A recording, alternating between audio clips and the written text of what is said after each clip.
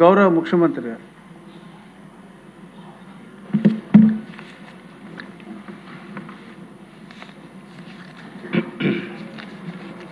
అధ్యక్ష,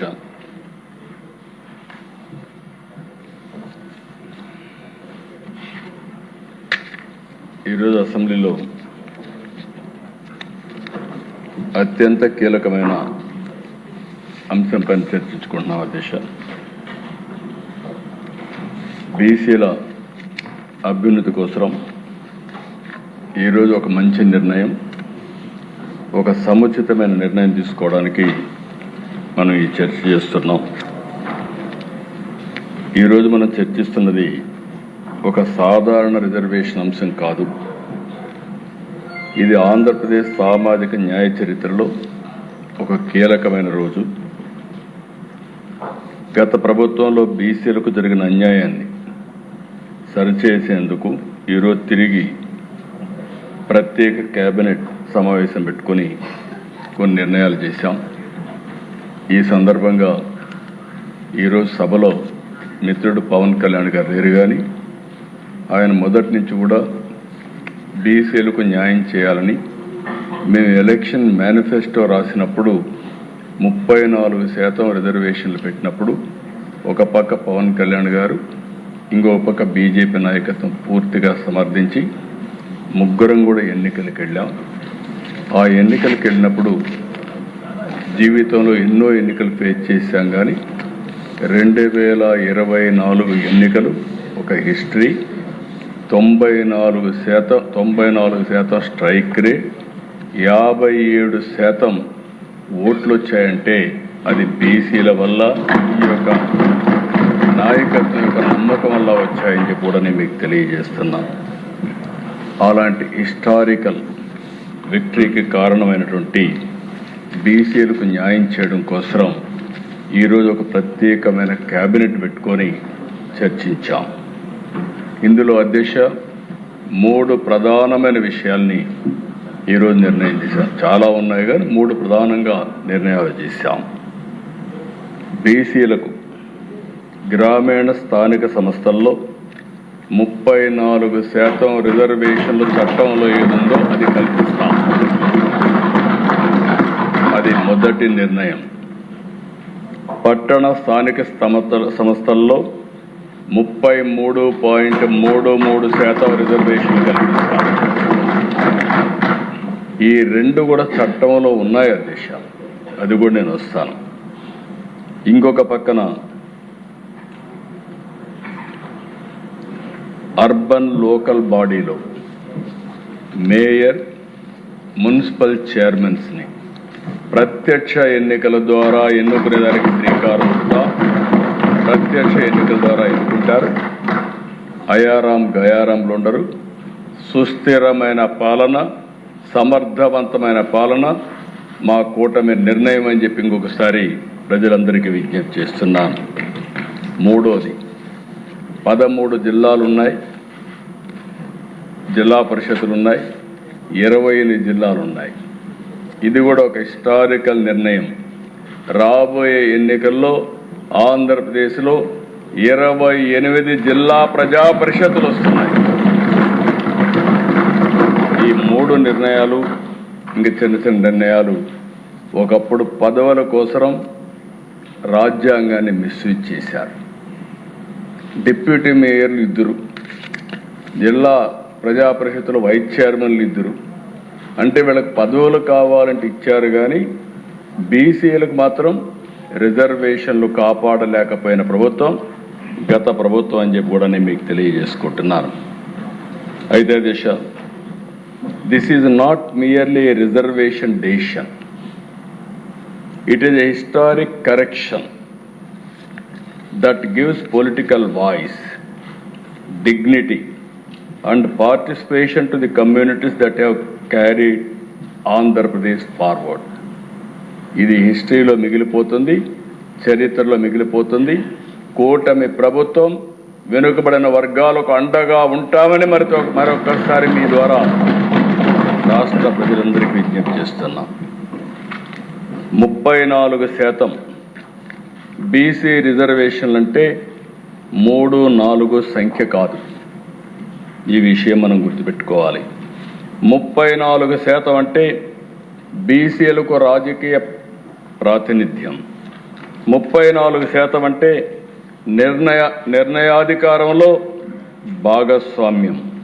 34% అంటే తరతరాలుగా వెనుకబడిన కుటుంబాలకి అవకాశ ద్వారం. 34% అంటే సామాజిక న్యాయానికి ఎన్డీఏ ప్రభుత్వం ఇచ్చే గౌరవం, సముచితమైన న్యాయం. ఆంధ్రప్రదేశ్ ఆర్థిక వ్యవస్థని, గ్రామీణ జీవితాన్ని, వ్యవసాయాన్ని, చేతి వృత్తుల్ని, చిన్న వ్యాపారాలను, సేవా రంగాన్ని నిలబెట్టింది బీసీ సమాజమే. ఇది ఎన్డీఏ ఎన్నికల హామీ మాత్రమే కాదు, మా రాజకీయ సిద్ధాంతం అని మరొక్కసారి ఈ సభ ద్వారా ప్రజలకు తెలియజేస్తున్నాను.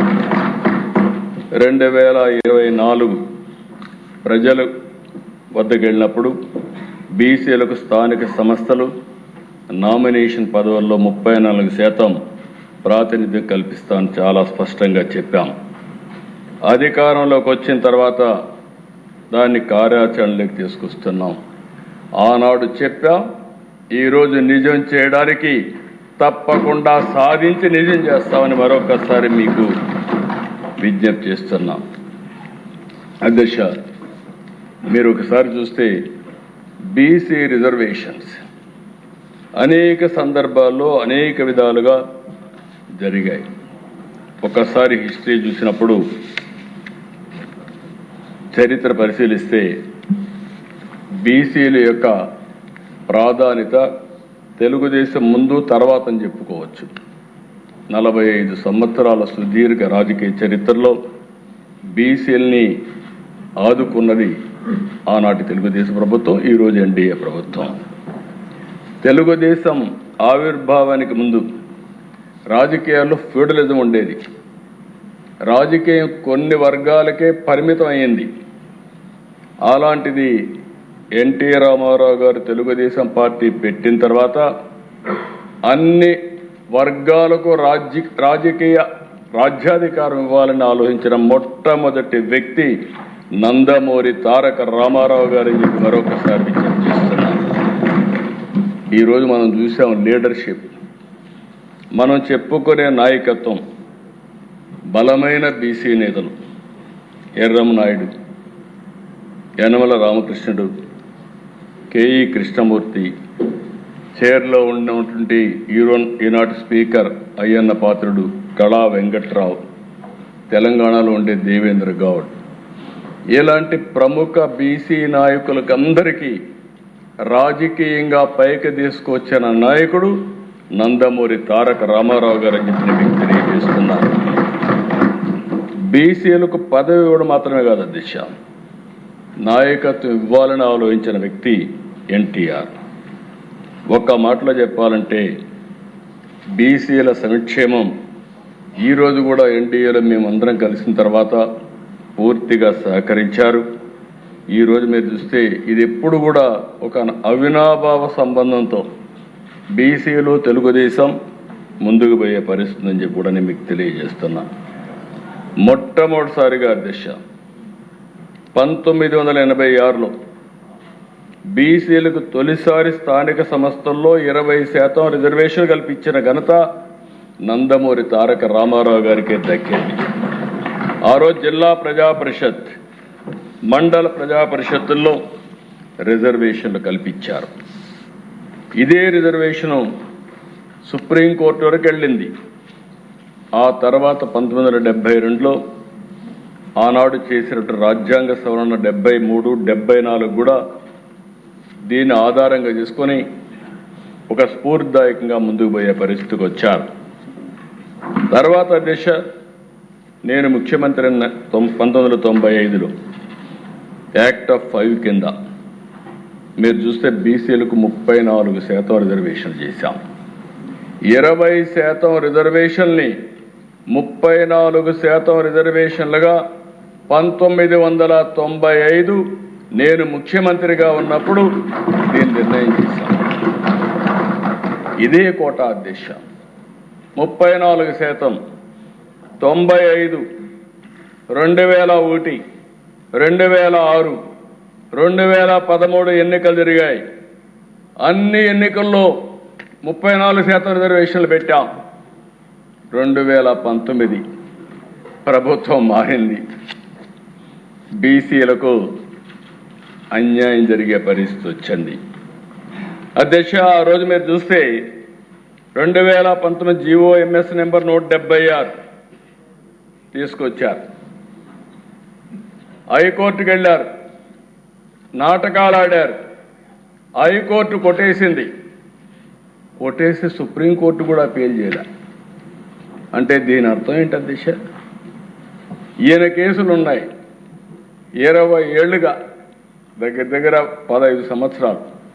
కింది కోర్టుకి పై కోర్టుకి లా తెలియని వ్యక్తి కాదు, లిటిగేషన్ తెలియని వ్యక్తి కాదు.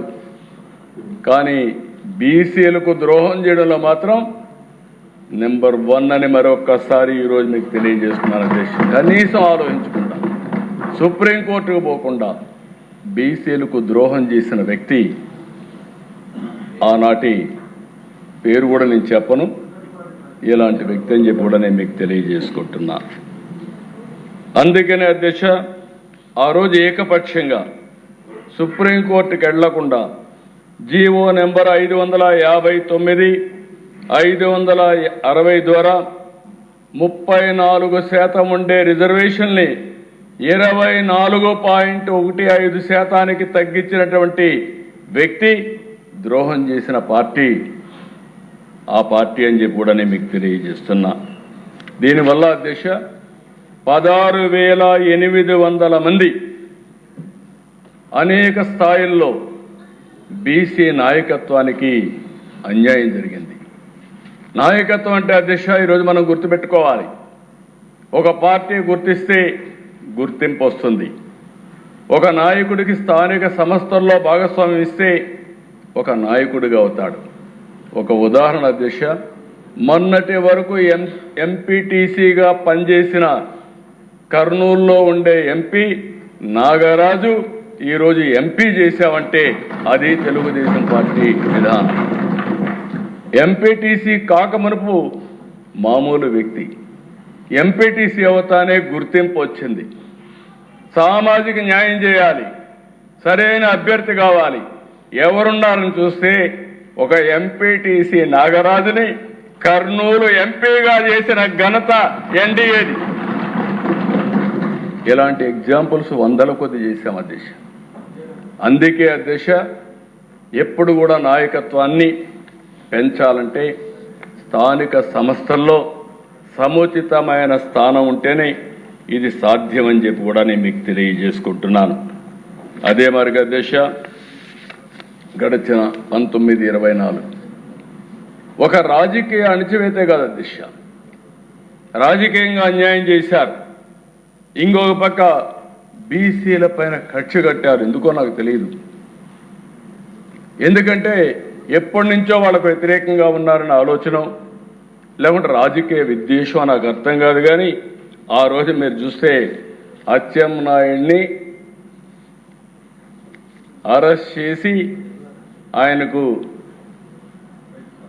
ఫైల్స్ ఉంటే అక్కడి నుంచి అతి కిరాతకంగా అమరావతికి తీసుకొచ్చి జైల్లో పెట్టే పరిస్థితికి వచ్చారు. తర్వాత కొల్లూరు రవీంద్ర, ఆ తర్వాత ఒకరిద్దరు కాదు దిశ, అక్కడ అయ్యన్న పాత్రుడు గారు, అయ్యన్న పాత్రుడికి మీద రేప్ కేసు పెట్టే పరిస్థితికి వచ్చారు. ఇక్కడ ఉండే రవి, పల్లా శ్రీనివాస్, రామకృష్ణుడు, ఇంతటితో ఆగలేదు అధ్యక్ష. ఇంకొక పక్కన రేపల్లిలో అమర్నాథ్ గౌడ్ అనే కార్యకర్త వాళ్ళ చెల్లికి అన్యాయం జరిగిందని మాట్లాడితే పెట్రోల్ వేసి నడి రోడ్డు మీద తగలబెట్టేశారు. కనీసం కేసు పెట్టలేని పరిస్థితి. ఇదేంటి అధ్యక్ష? అదే మరి ఇంకొక పక్కన మీరు చూస్తే తెలుగుదేశం పార్టీకి సపోర్ట్ చేస్తున్నాడనే ఉద్దేశంతో ఒక చంద్రయ్య గౌడ్, తోట చంద్రయ్య మాచర్ల, అధ్యక్ష ఆయన్ని ఎంత కిరాతకంగా బిహేవ్ చేశారంటే గొంతె మీద కత్తి పెట్టి వాళ్ళ పార్టీ నాయకుడిని జై అనమంటే నా ప్రాణం పోయినా పర్వాలేదని జై చంద్రబాబుని ప్రాణాన్ని వదిలిపెట్టిన కార్యకర్త అధ్యక్ష. అది తలుచుకున్నప్పుడు నాకు అనిపిస్తుంది అలాంటి కార్యకర్తను చంపడానికి కూడా వెనుకాడిన పార్టీ ఆనాటి పార్టీ కిరాతకంగా ప్రవర్తించే పరిస్థితికి వచ్చారు. ఇంకో పక్కన దేశ కంచర్ల జాలయ్య నందం సుబ్బయ్య అవినీతి పైన పోరాడితే అక్కడనే ప్రొద్దుటూరులో అతి దారుణంగా చంపేసే పరిస్థితి వచ్చింది. అయితే అధ్యక్ష ప్రాణాలు పోగొట్టుకున్నారు కానీ సిద్ధాంతాన్ని వదులుకోని వ్యక్తులు వీళ్ళంతా కూడా. ఇంకొక పక్కన అధ్యక్ష మీరు ఒకసారి చూస్తే 56 బీసీ కార్పొరేషన్లు చేశారు, నటన చేశారు, ఒక్క రూపాయి ఇవ్వలేదు, కుర్చీలు లేవు, బెంచీలు లేవు, కడారు ఏ ప్రోగ్రాం లేదు, ఇవన్నీ చేసే పరిస్థితికి వచ్చారు. అందుకే అధ్యక్ష ఈరోజు నేను ఒకటే మీ అందరికీ విజ్ఞప్తి చేస్తున్నా, ఈరోజు మనం చేసింది బీసీ రిజర్వేషన్కు ఒక ఉత్తర్వు ఇవ్వడం కాదు, చట్టపరమైనటువంటి బలం ఇచ్చే వరకు మనం అండగా ఉంటాం. ఈరోజు నాకు కొన్ని సమస్యలు కూడా మనం గుర్తుపెట్టుకోవాల్సిన అవసరం ఉంది. సుప్రీంకోర్టు కూడా ఉంది, న్యాయస్థానాలు ఉన్నాయి. ఇక్కడ మనం ఇక్కడ అనౌన్స్ చేయగానే రేపు మా ఉదయానికి ఆ పార్టీ రెడీగా ఉంటారు. ఒక్క డిఎస్సి విద్యార్థులకి ఉద్యోగాలు ఇవ్వాలని ఉపాధ్యాయులకు ఆలోచిస్తే 350 కేసులు వేసి ఎన్ని విధాల ఇబ్బంది పెట్టాలంటే ఇబ్బంది పెడితే అన్ని ఇబ్బందుల్ని అధిగమించి వాళ్ళకు ఉద్యోగాలు ఇప్పిస్తే తిరిగి పేపర్ లీక్ అయిందని ప్రచారం చేసే దుష్ట సాంప్రదాయం వెళ్ళది. కాబట్టి రేపటి నుంచి నేను ఒకటే కోరుతున్నా, ఈ విషయంలో కానీ మళ్ళీ మీరు కోర్టుకు పోతే మాత్రం చరిత్రహీనులుగా మిగిలిపోవడమే కాకుండా రాష్ట్రంలో తిరిగి కోలుకోలేరని మరొకసారి హెచ్చరిస్తున్నాను అధ్యక్ష. ఈరోజు ఒక కుటుంబానికి ఒక పథకం ఇస్తే అది సంక్షేమం అవుతుంది, ఒక యువకుడికి ఒక ఉద్యోగం ఇస్తే అది అభివృద్ధి అవుతుంది. ఒక బీసీ మహిళని, ఒక బీసీ యువకుడిని, ఒక బీసీ కుటుంబానికి చెందిన వ్యక్తిని గ్రామ పాలనలో, మండల పాలనలో, కార్పొరేషన్ పాలనలో నిర్ణయం తీసుకునే స్థాయికి తీసుకొస్తే అదే నిజమైన సాధికారిత, అదే నిజమైన వెనుకబడిన వర్గాలకు అండని చెప్పి కూడా నేను మీకు తెలియజేస్తున్నా. అందుకే ఈ యొక్క రిజర్వేషన్లు చాలా ప్రాధాన్యత ఉంది. ఇందులో కూడా బీసీ సాధికారతతో మహిళ పాత్ర అత్యంత కీలకం. ఈ అవకాశాన్ని కల్పించడం మనందరి బాధ్యత. బీసీలకు భిక్ష కాదు, భాగస్వామ్యం కావాలి, భరోసా కాదు, అధికారంలో భాగస్వాములకు భాగం కావాలి, మాటలు కాదు, చట్టబద్ధమైన హక్కు కావాలి. అందుకే ప్రతి బీసీ కుటుంబం గర్వంగా చెప్పుకునే రోజు రావాలి. ఈరోజు ఈ ఎన్డీఏ ప్రభుత్వం మమ్మల్ని గుర్తించింది, మాకు అవకాశం ఇచ్చింది, మమ్మల్ని పాలనలో భాగస్వామ్యం చేసింది అనే నమ్మకాన్ని కల్పించవలసిన బాధ్యత మనందరిది. సామాజిక న్యాయం కోసం, బీసీల సాధికారత కోసం, సమగ్ర ఆంధ్రప్రదేశ్ కోసం 34% రిజర్వేషన్లు ఒక హిస్టారికల్ ముందడుగని మరొక్కసారి ఈ సభ ద్వారా రాష్ట్ర ప్రజలందరికీ విజ్ఞప్తి చేస్తున్నాం.